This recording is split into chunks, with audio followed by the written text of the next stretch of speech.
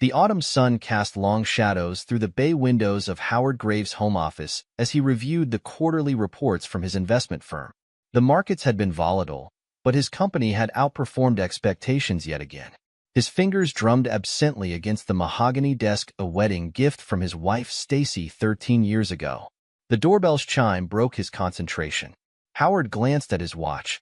6:45 p.m. He wasn't expecting anyone, and Stacy was upstairs getting ready for their weekly date night. The kids were at their after-school activities, the twins at baseball practice and Sarah at her piano lesson. Rising from his desk, Howard straightened his charcoal suit jacket. At 45, he maintained the same disciplined physique that had earned him a wrestling scholarship to Yale.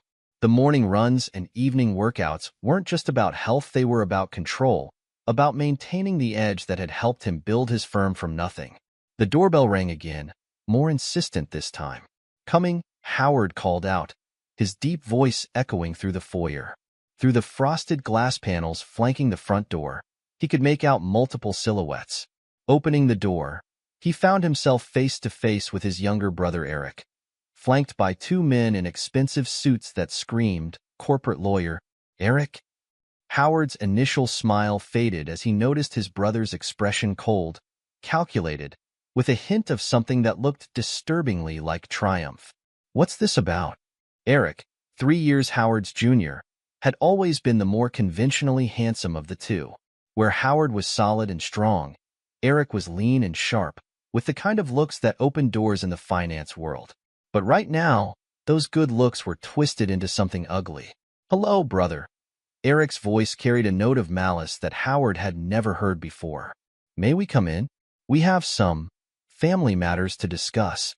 Howard stepped aside, his instinct screaming that something was very wrong.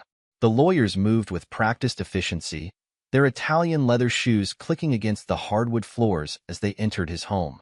"Your wife," Eric announced, turning to face Howard with a smirk, "promised me a wild night 13 years ago."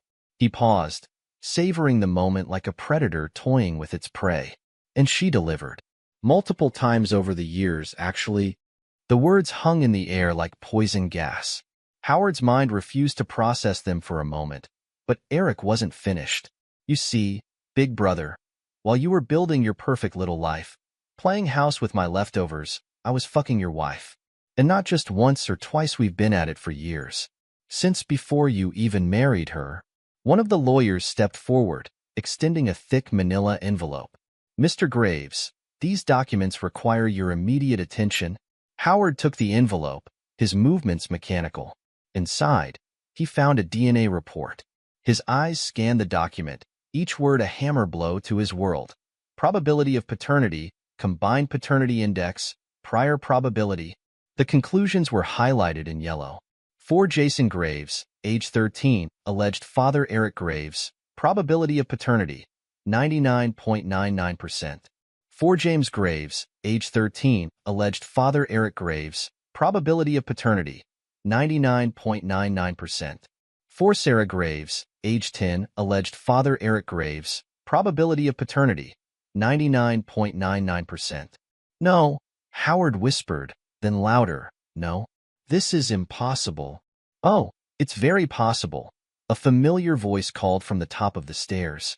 Howard turned to see Stacy standing there in her silk robe, her blonde hair falling perfectly around her shoulders. She'd always known how to make an entrance. "He's right, Howard," she continued, descending the stairs with deliberate steps. Her voice carried no trace of remorse, only a cold satisfaction. "I've been lying for years.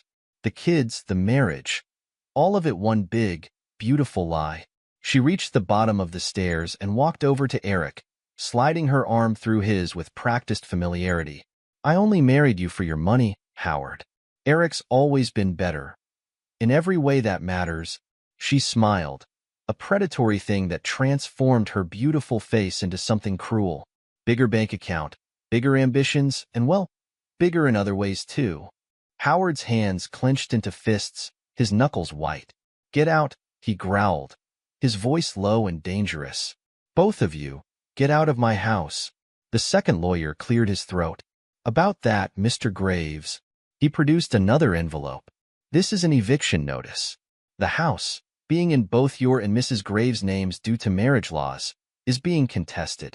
Additionally, my clients have filed motions to freeze your assets pending investigation of alleged financial misconduct. Howard's mind raced. The house he remembered now. 3 years ago, Stacy had convinced him to put it in both their names. For tax purposes, she'd said, and because it shows how much you trust me. You can't do this, Howard said, his voice steady despite the rage building inside him. We already have, Eric gloated. You see, brother, while you were playing family man, Stacy and I were planning. Every trust fund you set up for the kids, every document where you claimed paternity, every financial decision you made thinking you were protecting your family, we documented all of it. Stacy moved to the living room, picking up a framed family photo from the mantel. You should see your face right now, Howard. Did you really think someone like me would be satisfied with someone like you? Eric and I have been laughing about it for years, how you never questioned why the kids look so much like him, how you never noticed our business lunches, how blind you were to everything. Get out of our house, loser, she smirked, dropping the photo. The frame shattered on the hardwood floor, spiderweb cracks spreading across the glass like the fractures in Howard's world. Mr. Graves, the first lawyer spoke again.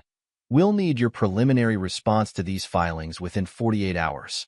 Mrs. Graves will be seeking full custody of the children, substantial alimony, and compensation for 13 years of fraudulent paternity claims. Howard stood perfectly still, his mind already shifting from shock to calculation. Years of business negotiations had taught him to think clearly even in crisis. You've made one crucial mistake, he said quietly. Eric laughed. Oh, and what's that, big brother? You thought you could break me.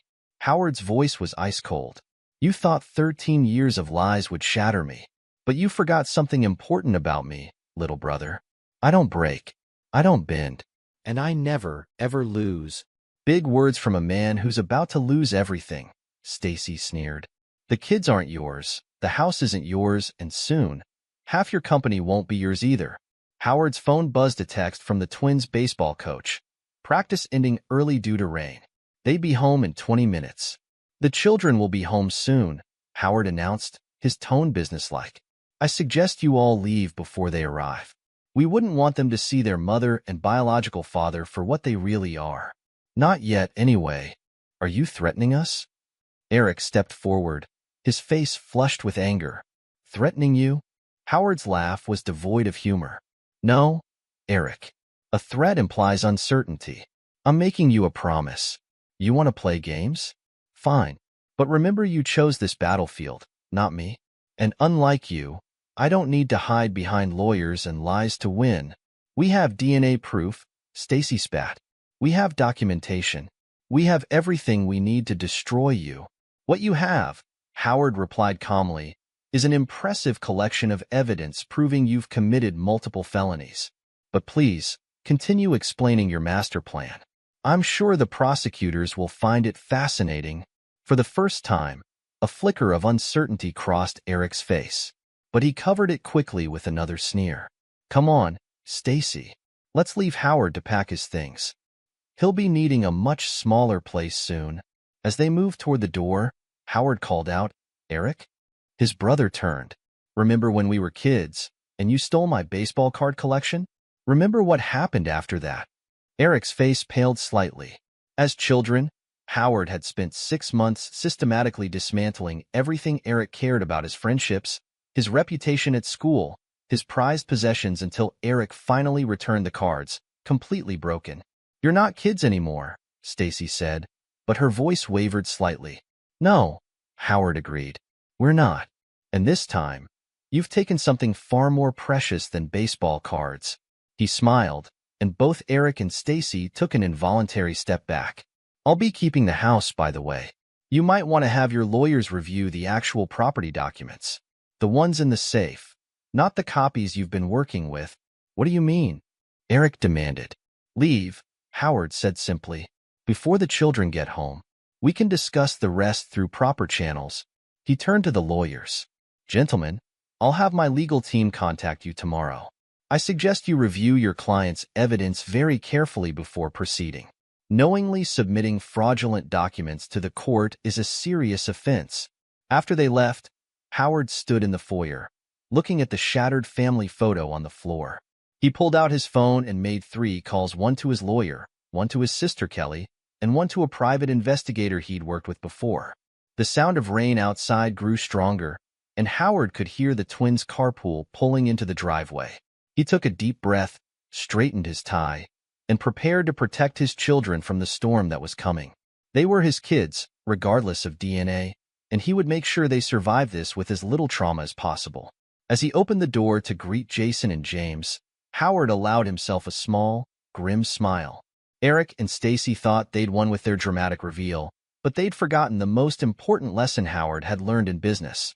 The person who throws the first punch rarely wins the fight. The real battle was just beginning. The key card clicked as Howard entered his temporary residence at the Madison Apartments. The 1-bedroom unit was a far cry from his 5-bedroom colonial, but it served its purpose. He'd chosen it specifically for its proximity to both his office and the children's schools. Setting his briefcase on the modest dining table, Howard loosened his tie and pulled out his phone. 3 weeks had passed since Eric and Stacy's dramatic revelation, and he'd spent every moment since then methodically preparing his counterattack. Marcus? It's Howard Graves. Remember that favor you owe me from the Peterson audit? He paused, listening to the forensic accountant's response. I need your expertise. Off the books. Marcus Finley's gravelly voice came through the speaker. The Peterson case saved my career, Howard. Name the time and place. Tomorrow, 7 a.m. The Capitol Grill. Private booth. Howard's tone left no room for negotiation. Bring your best equipment. We're going hunting. The next morning, Marcus arrived carrying a sleek laptop bag and the world-weary expression of someone who'd seen too many financial crimes to be shocked anymore. At 60, with steel gray hair and reading glasses perpetually perched on his nose, he looked more like a kindly grandfather than one of the most feared forensic accountants in the business. So, Marcus said after their coffee arrived, tell me what we're looking for. Howard slid a USB drive across the table. Everything. Bank records, property transfers, communication patterns. My wife and brother have been playing a long game. I need to know how long and how deep it goes. Marcus plugged in the drive, his fingers flying across the keyboard. Your wife, Stacy. She had access to your home office? Yes. And my phone, computer, everything. Howard's jaw tightened. I trusted her completely. That's usually how it starts, Marcus muttered, his eyes scanning data streams. Then he stopped, frowning. Howard, look at this. The screen showed a pattern of recordings, hundreds of them, all carefully labeled and dated. She's been recording your business calls, Marcus explained. High-quality audio files stored on a secure cloud server. And look at the access logs. They're being downloaded regularly from an IP address registered to Eric's brokerage firm. Howard finished, his voice cold. Over the next 2 hours, they uncovered the extent of the surveillance.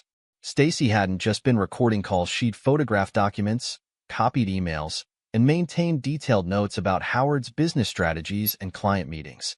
This isn't just about the affair or the kids, Marcus concluded, pushing back from his laptop. They've been using your business intelligence for insider trading. Eric's trading patterns match perfectly with your firm's major moves. Every time you made a significant investment decision, he was one step ahead, Howard nodded. Give me everything. Every trade, every recording, every document access. Marcus hesitated. Howard, this is bigger than forensic accounting. You need someone who can dig deeper into their personal lives. Someone who can... Already on it. Howard pulled out his phone and dialed another number. Alberto? It's time. Alberto Barrera had been a homicide detective before moving into private investigation. He'd helped Howard vet potential business partners over the years, and his reputation for discretion was legendary. They met that afternoon in a small coffee shop in Georgetown. Your brother's done this before, Alberto announced without preamble, sliding a thick folder across the table. 2 other families, similar pattern. Married women, wealthy husbands, kids involved. He and the wives would plan it for years, gathering evidence, setting up the perfect trap. Howard opened the folder, studying the photographs and reports. Why didn't they press charges? Pride. Shame. And Eric was careful. He made sure the husbands had something to lose if everything came to light. One guy had been skimming corporate accounts. Another had an illegal offshore betting operation. Alberto leaned forward. But you? Your records are clean. That's probably why they needed so much time to set this up. Get me everything on the other families, Howard instructed. And I mean everything. School records for the kids, medical histories, financial statements. If Eric so much as jaywalked near their homes, I want to know about it. As Alberto left, Howard's phone buzzed. A text from his sister Kelly. The kids miss you. Sarah asked about you at piano practice today. His fingers hovered over the phone. The hardest part of all this was maintaining distance from the children while he built his case. But he couldn't risk Stacy using their interactions against him in court.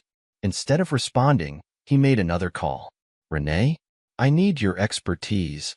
Renee Foster had been Howard's head of cybersecurity for 5 years. She arrived at his apartment that evening, her dark hair pulled back in a severe bun, carrying a laptop that could probably hack the Pentagon. I ran deep scans on both their email histories, she reported, setting up her equipment. It goes back 15 years, Howard.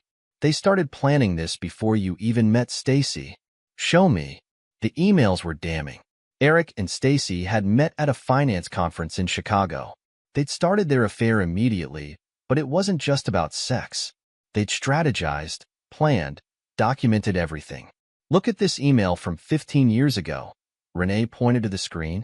Target acquired. He's perfect, rich, trusting, and too focused on work to notice anything suspicious. That's from Stacy to Eric, 3 days after she met you. Howard's expression remained neutral, but his hands clenched under the table. The twins' conception wasn't an accident either. Renee continued, pulling up more emails.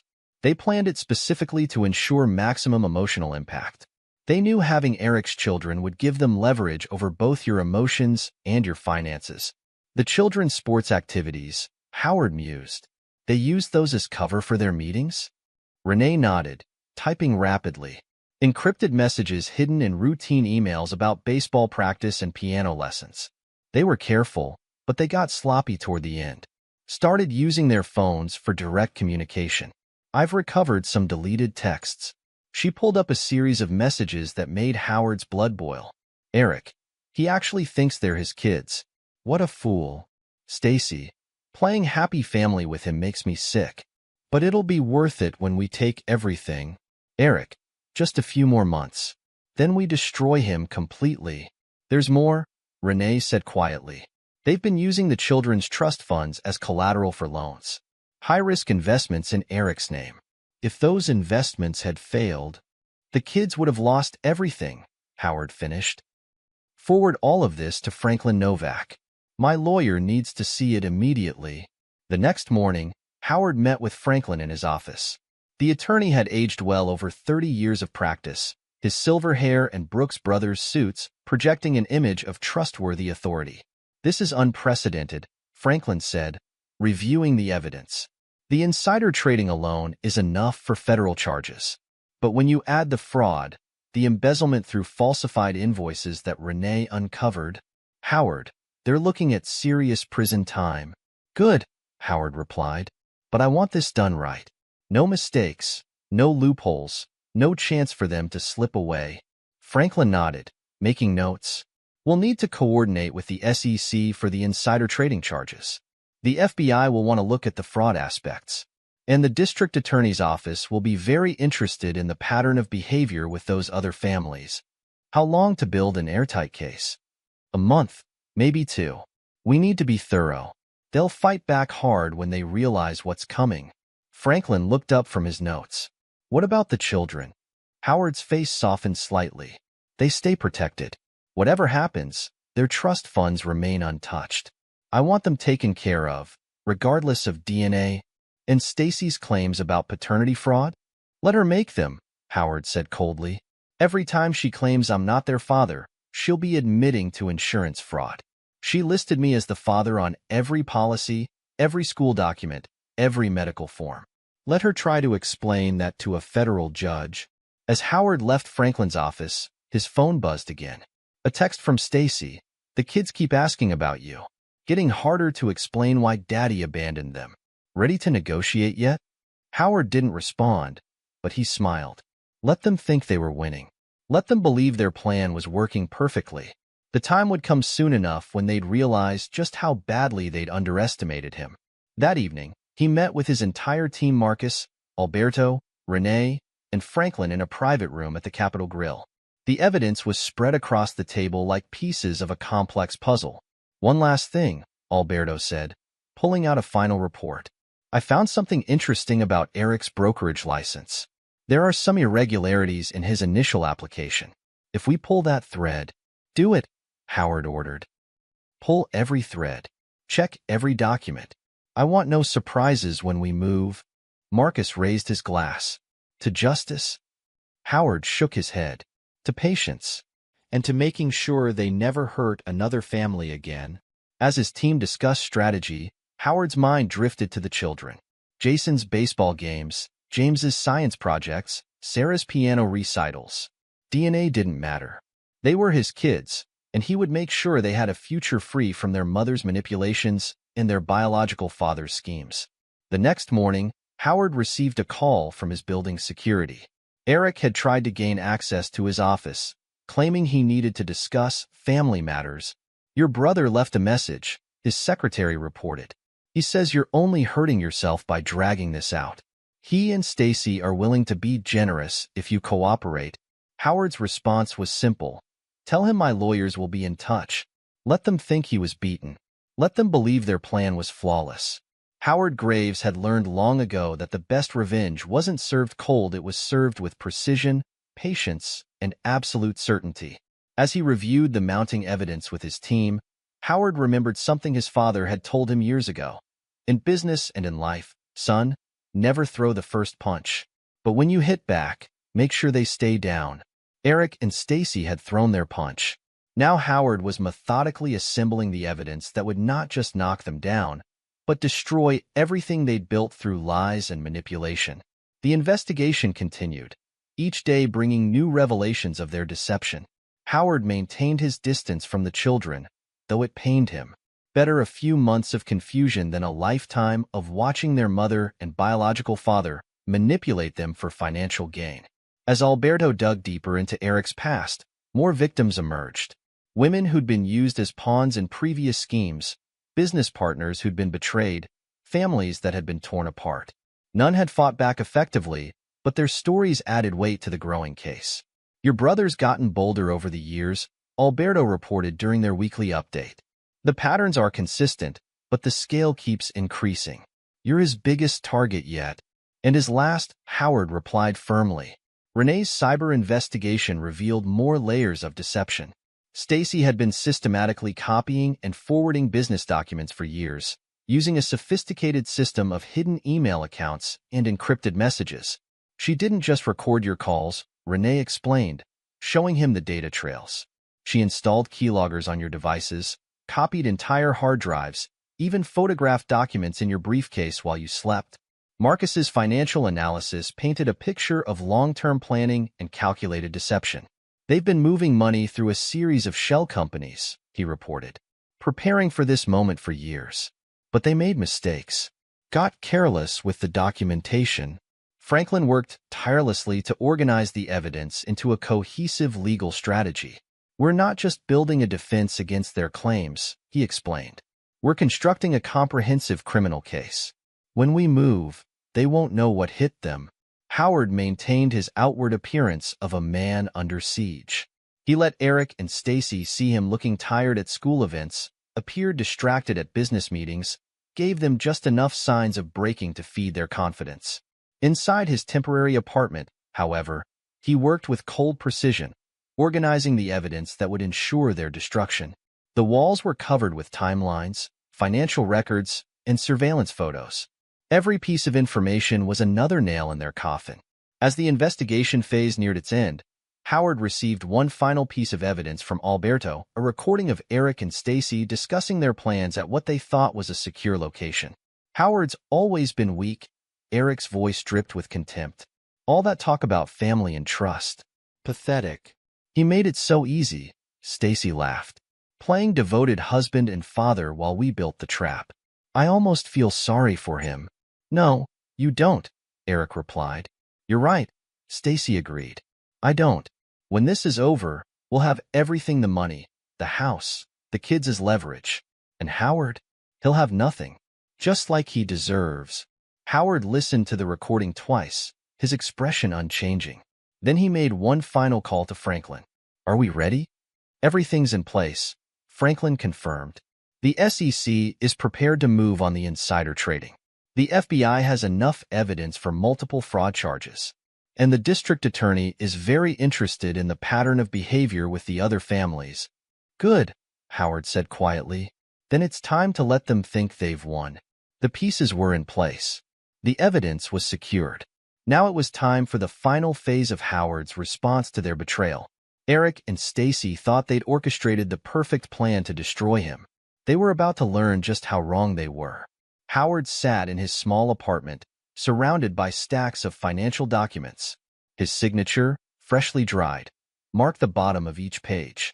To anyone watching, it appeared he was surrendering everything he'd built. Are you certain about this strategy? Franklin Novak asked, adjusting his wire-rimmed glasses. Once we start this play, there's no going back.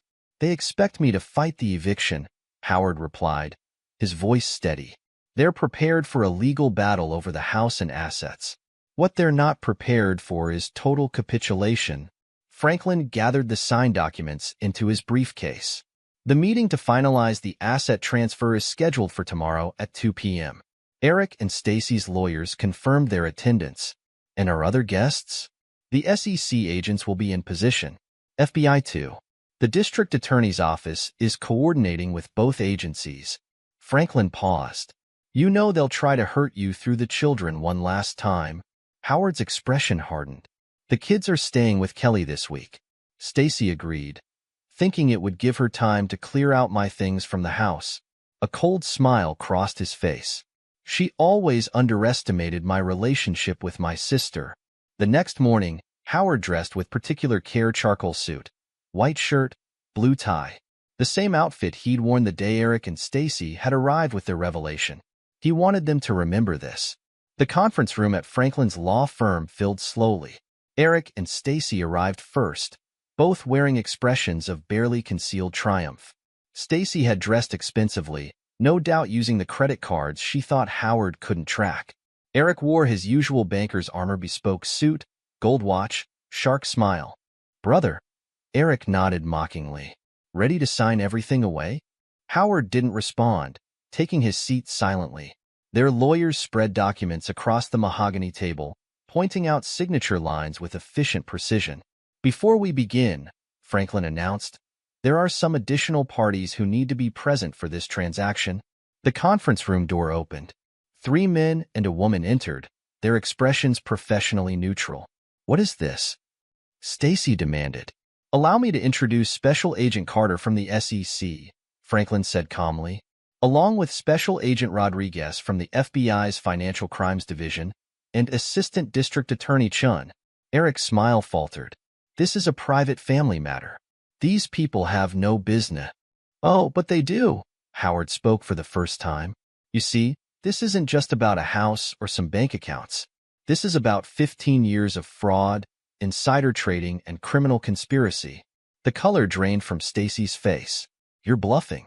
You have nothing. Howard nodded to Franklin, who opened his laptop. The large screen on the conference room wall flickered to life, displaying emails, financial records, and surveillance photos. Nothing? Howard's voice was ice. Let's start with the insider trading. Every major trade you made, Eric, perfectly timed with information Stacy stole from my office. Hundreds of recorded calls, thousands of photographed documents. You can't prove, Eric began. Then there's the insurance fraud, Howard continued as if Eric hadn't spoken. Every medical form, every school document, every insurance policy where Stacy listed me as the father while knowing I wasn't. That's federal fraud, by the way. For each document, Stacy's lawyer leaned over to whisper urgently in her ear. She shoved him away. The embezzlement through falsified invoices was clever, Howard acknowledged. Having shell companies bill my firm for non-existent services, then routing the money through offshore accounts. But you got sloppy with the paperwork. Eric stood abruptly. This meeting is over. We're leaving. Sit down, Mr. Graves, Special Agent Rodriguez said quietly. The only place you're going is our field office. You planned this, Stacy hissed at Howard. All of it. The quiet surrender. Signing over the assets, it was a trap. Like the trap you and Eric planned for 15 years? Howard's voice remained calm. The one where you married me for my money, had my brother's children, and documented everything so you could destroy me? The evidence continued to scroll across the screen. Bank statements showing money laundering, encrypted messages planning the deception, DNA tests proving the calculated nature of the children's conception. But the most damning evidence, Howard concluded, comes from your other victims. Eric's head snapped up. What other victims? The screen showed photographs of other families, other homes, other lives destroyed. You've done this before, brother. But your previous targets were too ashamed to fight back, too worried about their reputations. I'm not. Special Agent Carter stepped forward. Mr. Graves, Eric Graves, you're under arrest for multiple counts of securities fraud, insider trading, and conspiracy to commit fraud. Mrs. Graves, you're under arrest for wire fraud, insurance fraud, and embezzlement. You can't do this, Stacy screamed as handcuffs clicked around her wrists. Those are my children. You can't take my children. They were never just bargaining chips, Howard said quietly. They're children who deserve better than parents who saw them as weapons in a financial scheme. As Eric and Stacy were led away, Howard remained seated, watching them go. Franklin dismissed their shocked lawyers, who practically ran from the room.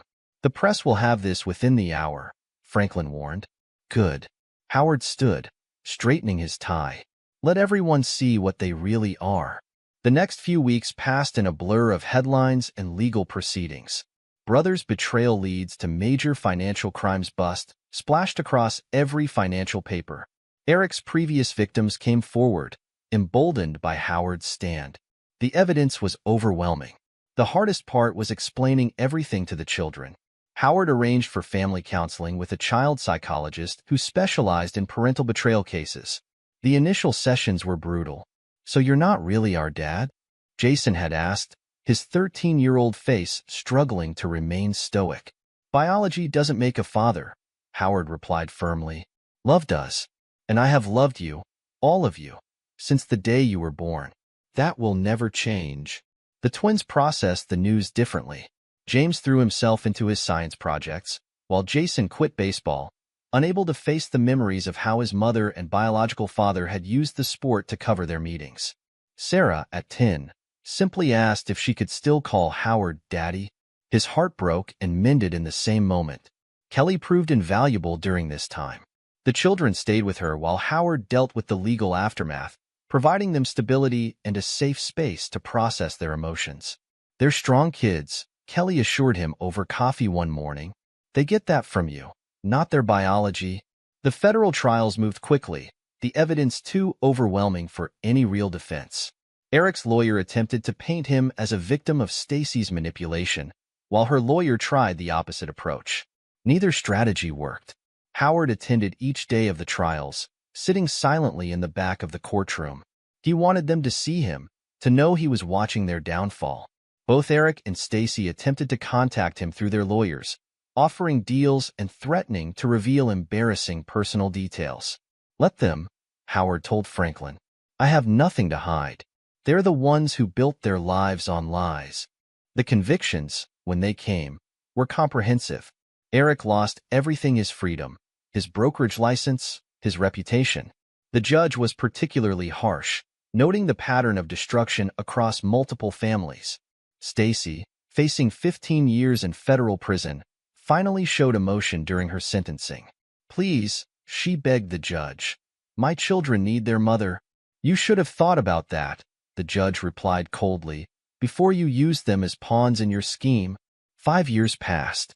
Howard rebuilt his life, focusing on his children and his business. The house that Eric and Stacy had tried to steal became a home again, filled with new memories that slowly buried the painful ones. The children, supported by therapy and Howard's unwavering love, began to heal. They chose to keep the Graves surname, a decision that meant more to Howard than any financial victory. Blood doesn't make a family, James announced one evening over dinner, now 18 and preparing for college. Actions do. Jason, having found a new passion in photography, nodded in agreement. Besides, who wants to be associated with those two? Sarah, now 15 and still playing piano, had perhaps the simplest take. You're our dad. Period. Both Eric and Stacy attempted to contact the children from prison. Their letters went unopened, their calls unanswered. The children had made their choice, choosing the father who loved them over the parents who had seen them as tools for revenge.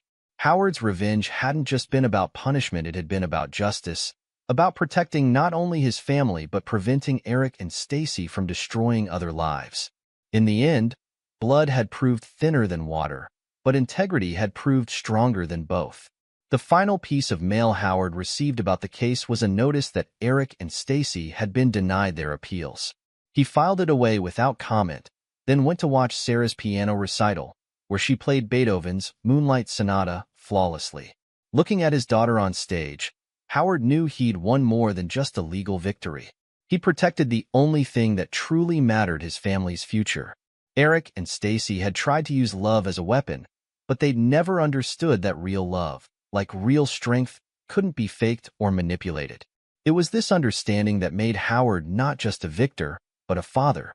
And in the end, that was the only title that mattered. Epilogue. 10 years after the verdict. The visiting room at the Federal Correctional Institution in Danbury, Connecticut, remained as austere as it had been for the past decade. Stacy Graves, now showing strands of gray in her once perfect blonde hair, sat alone at a metal table. The guard had informed her 30 minutes ago that her children wouldn't be coming again. She'd been sending monthly visitation requests for 10 years, and for 10 years, they'd been declined. Her prison uniform hung loose on her frame, a far cry from the designer clothes she'd worn during the trial. The other inmates called her the schemer not for her crimes, but for her endless plots to regain contact with her children, all of which failed. 3 cells down, a letter lay crumpled in her trash bin. Dear Ms. Graves, we represent James, Jason, and Sarah Graves. This is our final notice requesting that you cease attempting to contact our clients through any means, including but not limited to letters, phone calls, or visitation requests. Any further attempts will result in legal action. Respectfully, Morton and Associate. At the Metropolitan Detention Center in Brooklyn, Eric Graves faced his own daily humiliations. His prison job in the laundry facility was a far cry from his corner office at the brokerage firm. His cellmate, ironically, was another financial fraudster who'd once sought Eric's investment advice. Eric had tried writing a memoir titled Brother versus Brother, the truth behind the headlines, but every publisher rejected it. The rejection letters all carried the same message. Howard's story was already public record, documented in court transcripts and investigative journalism pieces. Nobody wanted Eric's self-serving version of events. Meanwhile, in Greenwich, Connecticut, Howard Graves' life had taken a markedly different path. The old colonial house, once a battlefield in Eric and Stacy's scheme, had become a true family home. Howard had considered selling it after the trial but decided against it. Instead, he'd renovated it completely, erasing the physical remnants of betrayal while preserving the good memories his children had grown up with. On this particular Sunday evening, the house was alive with celebration. Sarah, now 20, was home from Juilliard for the weekend, preparing for her first major piano recital at Carnegie Hall. The twins, at 23, had both graduated college, James with a degree in biomedical engineering from MIT, and Jason with a degree in investigative journalism from Columbia. Dad, Sarah called from the kitchen, where she was helping prepare dinner. Jason's latest article just went viral. Howard looked up from his tablet, pride evident in his expression. After the scandal, Jason had channeled his anger into investigating financial crimes. His recent Expose series, Patterns of Betrayal, Financial Predators in American Families, had earned him consideration for a Pulitzer. 3 million views and counting, Jason reported, his old baseball trophies long since replaced by journalism awards. The best part? Someone recognized Uncle Eric's methodology in another case.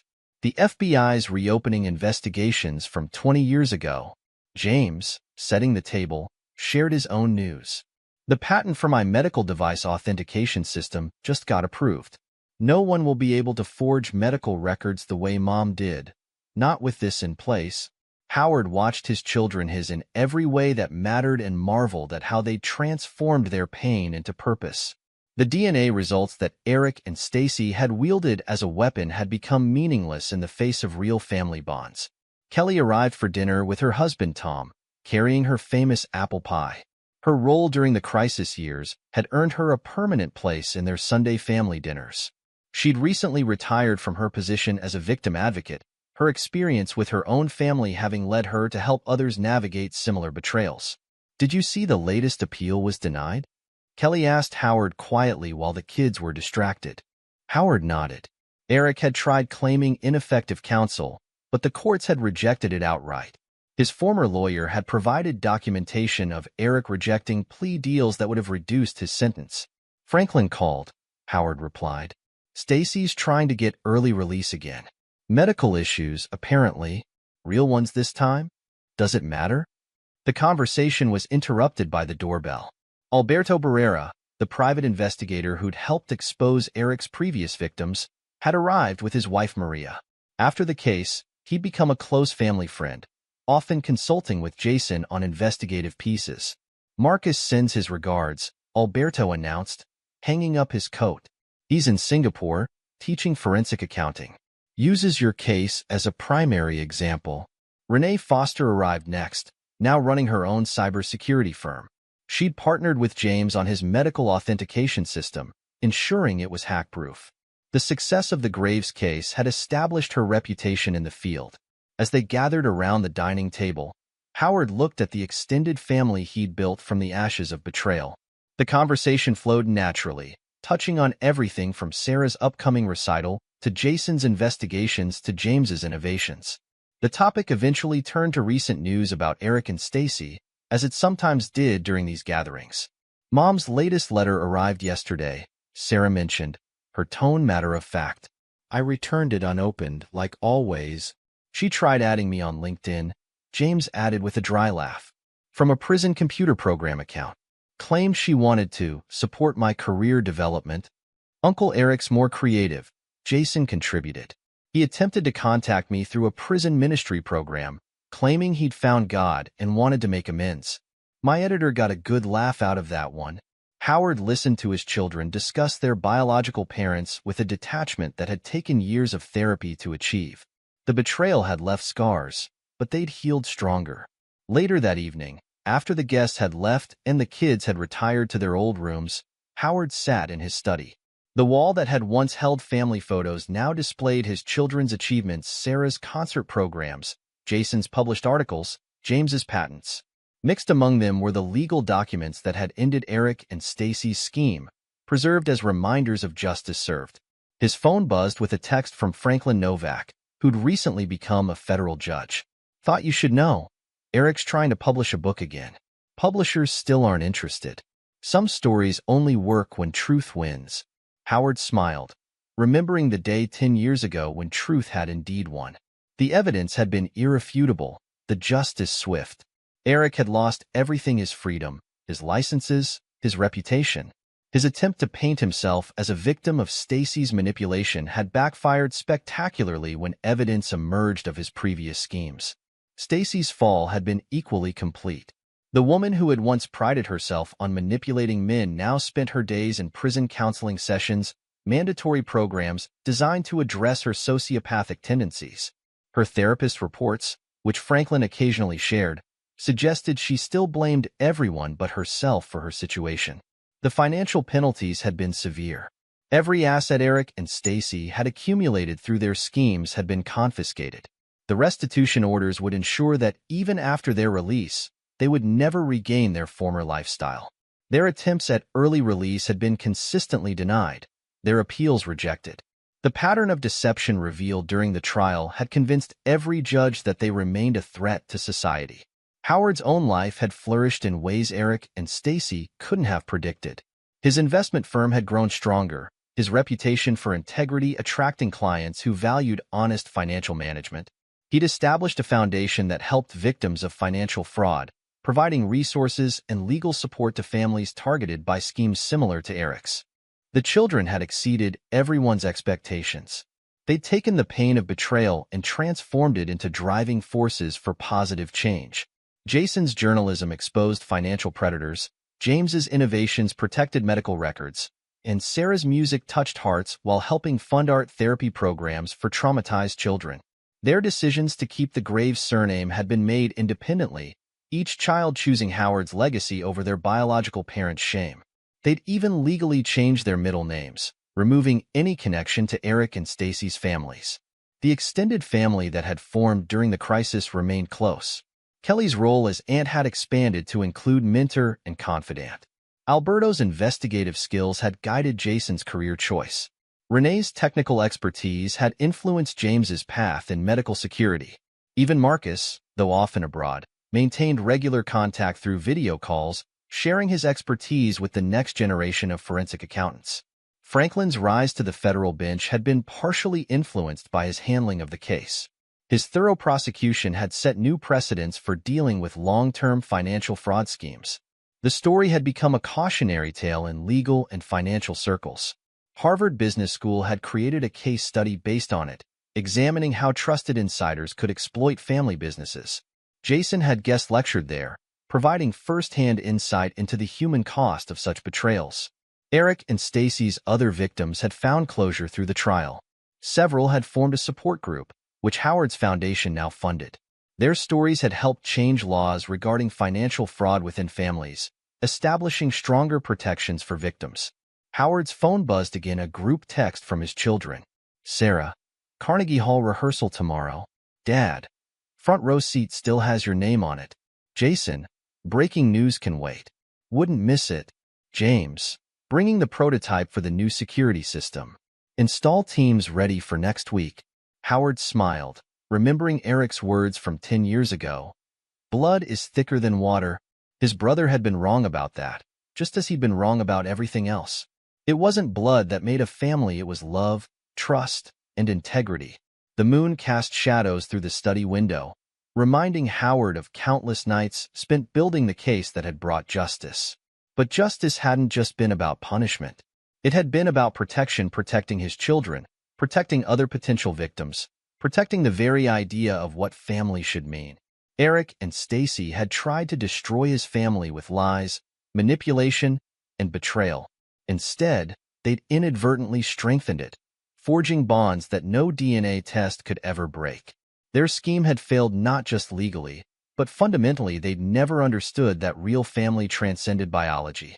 As Howard prepared for bed, he paused to straighten a family photo on the wall, a recent one, showing him with his children at James's graduation. Their smiles were genuine, their bond unshakable. In the end, that was his true victory. Not the legal triumph, not the financial recovery, but the family that had emerged stronger from the crucible of betrayal. Tomorrow, he would sit in Carnegie Hall, watching his daughter play Beethoven. His sons would be there, their own achievements adding harmony to their sister's music. And somewhere in prison cells in Connecticut and Brooklyn, Eric and Stacy would continue serving their sentences, learning the hardest lesson of all. Betrayal's price is paid not just in years, but in the love and trust forever lost. The house settled into its nighttime quiet, a home where truth had defeated deception, where integrity had overcome betrayal, where love had proven stronger than blood.